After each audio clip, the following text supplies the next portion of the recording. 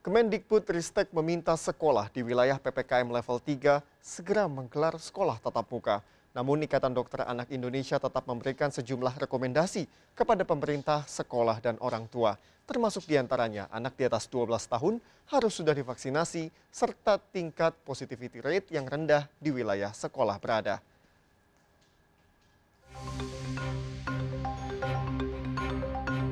Ratusan sekolah dari berbagai jenjang di Jakarta mulai hari Senin ini menggelar sekolah tatap muka. Keputusan ini diambil setelah DKI Jakarta masuk wilayah PPKM level 3. Sebelumnya Mendikbudristek Nadiem Makarim meminta agar pembelajaran tatap muka segera dimulai di wilayah PPKM level 3. Sementara sekolah di wilayah PPKM level 4 tetap belajar daring 100%. Ikatan Dokter Anak Indonesia (IDAI) mengeluarkan sejumlah rekomendasi terkait sekolah tatap muka. Rekomendasi diberikan kepada pemerintah, orang tua, dan sekolah.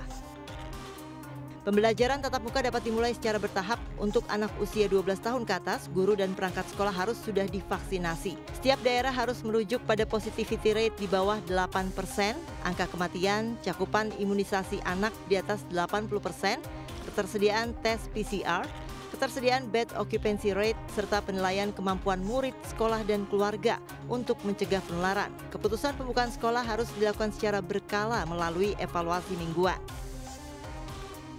Orang tua diberikan kebebasan memilih untuk mengizinkan tatap muka ataupun daring. Sebelum mengambil keputusan, orang tua harus mempertimbangkan anak usia 12 tahun ke atas harus sudah divaksinasi. Anak tidak memiliki komorbiditas termasuk obesitas. Anak paham dan disiplin protokol kesehatan, guru dan petugas sekolah sudah divaksinasi, serta anggota keluarga yang tinggal satu rumah dengan anak sudah divaksinasi.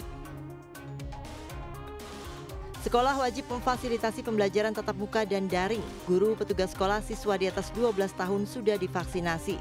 Sekolah harus memperhatikan kapasitas kelas, sirkulasi udara, durasi belajar, ketersediaan fasilitas kesehatan di sekolah, dan patuh terhadap protokol kesehatan.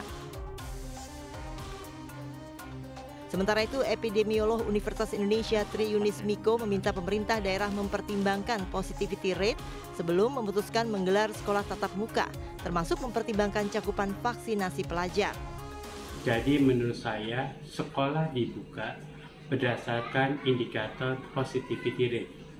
Jadi kalau positivity rate-nya di bawah 10, apalagi mendekati 5, maka sekolah sudah mulai bisa dibuka.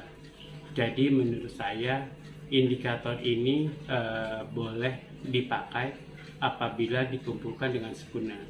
Menurut saya sekarang indikator apapun tentang COVID-19 di Indonesia, karena surveillance-nya belum bagus, maka indikator itu menjadi tidak bagus. Tapi menurut saya masih bisa digunakan, tapi tolong perbaiki indikator-indikator, semua indikator yang berhubungan dengan COVID-19. Selain itu, sekolah dan orang tua harus jujur terkait kondisi kesehatannya masing-masing dan tidak menutup bila terinfeksi COVID-19. Pemerintah setempat dan sekolah juga harus transparan jika terjadi kasus COVID-19 dan segera menghentikan pembelajaran tatap muka jika ditemukan klaster penyebaran COVID-19. Tim Liputan iNews melaporkan.